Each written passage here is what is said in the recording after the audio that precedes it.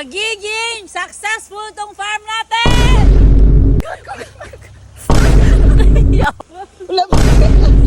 Grabe Lord, thank you talaga sa blessing.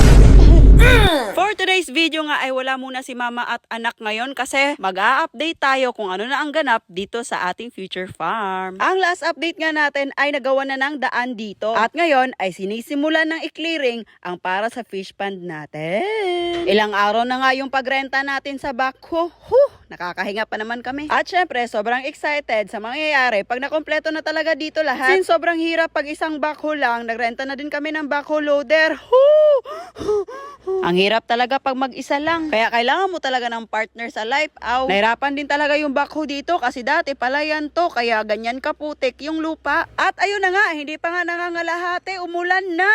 Ano nang gagawin natin ngayon? Tink, tink, tink. Eto na nga, buti na lang nagmana si Normie sa akin na may critical thinking at analysis. Nilatag niya yung owning ni Abante para kahit papano may masilungan kami. Wala pa kasi kaming payag-payag dito eh. At dumating na nga tong in-order natin na culvert para sa sapa natin. Nabili nga namin to na 3,500 yung isa, so times 6. Malkalkyo naman kayo dyan, diba? Kayo na bahala. At ayan o, masaya siya kasi may masisilungan kami. Daw muna siya Akala nga namin hindi natitigil yung ulan, kaya nakapag-desisyon kami na maliligo kami. Kaya ito yung trip namin. Pumasok kami sa culvert o yung tinatawag nila na imburnal. Ang saya pala dito, aside sa malamig, nakakasilong ka pa. Para talaga kami mga bata na pinayagan ng mama na gumala. At ang nakakatuwa lang, kahit umuulan, nagpapatuloy pa rin yung backhoe at backhoe loader sa tinatrabaho nila. At tignan mo si Normie, yung mukha niya, kinukonvince niya ako na maligo. Kaya binigay ko yung cellphone ko ba kasi mabasa. At ito na nga kami, handa na kaming mabasa. At yun yung mga kasama namin. Natatakot daw sila sa ulan. Dali-dali na din kaming tumakbo para ma-check kung ano na nangyayari sa baba. Ganon kami ka-chismosa, wag kayong mag-alala. Kasi kahit anong chismis pa yan, sasabihin namin sa inyo. Basta wag nyo lang sabihin na kami yung nagsabi. May isang problema nga pala kami dito, kaya ganyan nakakunot yung noo ni Norme. Pagdating kasi kanina sa backhoe loader, nagsitakbuhan kami. Tapos nawala yung pinakamamahal niya na eyeglasses, kaya ayan, tinitignan niya, baka nakalot na daw ba. At dahil nga hindi namin nahanap, magsashot na lang daw siya kahit umuulan. Ilalabas daw niya yung sama ng loob niya dito. At ilang minuto na yung nakalipas, hindi pa rin niya na-open. Kaya ayan, ayaw na lang daw niya. Kawawa naman tong babae na nawala ng eyeglasses, nang hinuktok naman. Ilang minuto nakalipas, nawala rin yung ulan. Natakot siguro na maliligo kami ba. At nagpatuloy yung operation dito. Tingnan mo naman nagtutulungan talaga silang dalawa. Abot kamay tayong dalawa.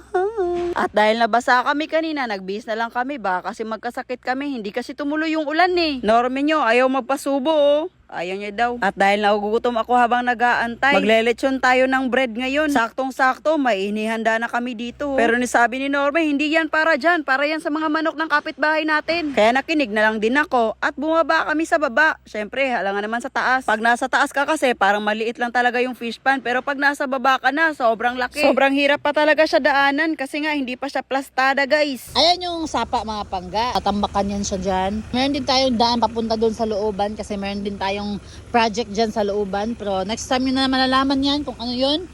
So dito muna tayo focus sa, sa fish pond natin. Hindi na ito matitibag, May.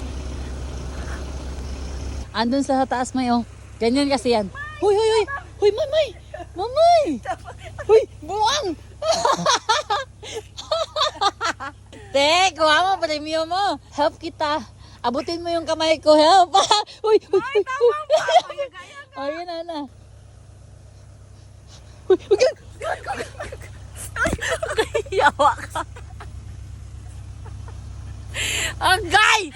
Visit ka!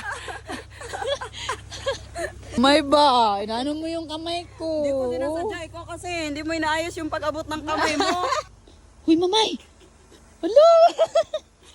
Sobrang lawak ng fish pan natin soon, Mayo.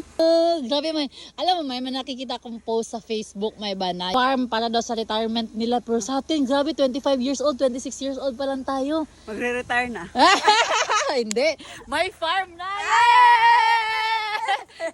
Padidit ka. One time lang, padidit. Wala. Padidit. Pinapahirapan mo yung back ko.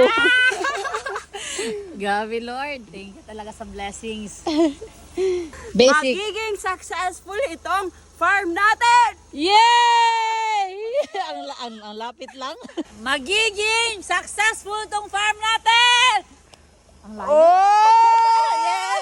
Mag Magiging successful at healthy tayong lahat! Yay! Sobrang sakit. Paano maging healthy? pag ano pala. Pagtabon pa lang, wala na pala. Oo. Hindi na healthy. 1, 2, 3. Hoy! Nagagawa mo.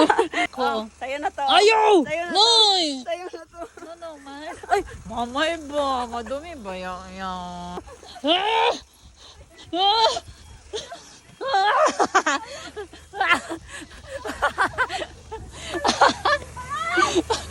Bishoot ka. Hindi namin lubos akalain na marating talaga namin to. Kasi dati sobrang pangarap lang namin to, pero ngayon andito na. Kaya isang advice para sa inyo. Kung may mga tao man na walang tiwala sa inyo na kaya nyo, okay lang yan. Sobrang normal lang yan. Instead na malungkot kayo, gawin yung inspirasyon. Patunayan nyo sa kanila na kaya nyo. Kasi kami, dumaan din talaga kami sa ganyan. Kahit nga mga taong malalapit sa'yo, pagtatawanan ka sa mga ginagawa mo. Sa part namin ni Norme, mas gusto namin yung mga ganong tao. Alam nyo kung bakit? Mas ginagalingan namin para patunayan sa kanila na kaya namin. Kaya ikaw, huwag kang ma-down dyan. Magpatuloy ka lang sa nasimulan mo at huwag kang matakot. Hindi lang kasi sa negosyo yung risk, pati sa buhay natin, sa mga desisyon natin, risk talaga yan. May mga consequences bawat desisyon mo. At sa lahat ng opportunity na dumadating sa buhay mo, may mga pagkakataon talaga na kailangan mo mag-sacrifice para matupad mo yung mga pangarap mo. Parang yung sinasabi nila, sacrifice now and enjoy later. Hindi talaga madali, pero kailangan. Ang dami pang bagay na hindi namin nakakwento sa inyo, pero hayaan nyo, malalaman nyo din yung iba soon. Eto na nga, hinahawa na dito na part kasi gagawa namin yan ng payag-payag. Pero hindi pa ngayon na. Sinulit lang talaga namin yung pagrenta namin ng backhoe loader. Dahil nga sa payag-payag na gagawin namin, magsasacrifice din kami ng mga puno. Pero ang mga puno na to ay mga rubber. May nakapag-comment nga pala sa amin. Before daw magputol ng kahoy, kailangan daw magpaalam sa DNR. Pero kasi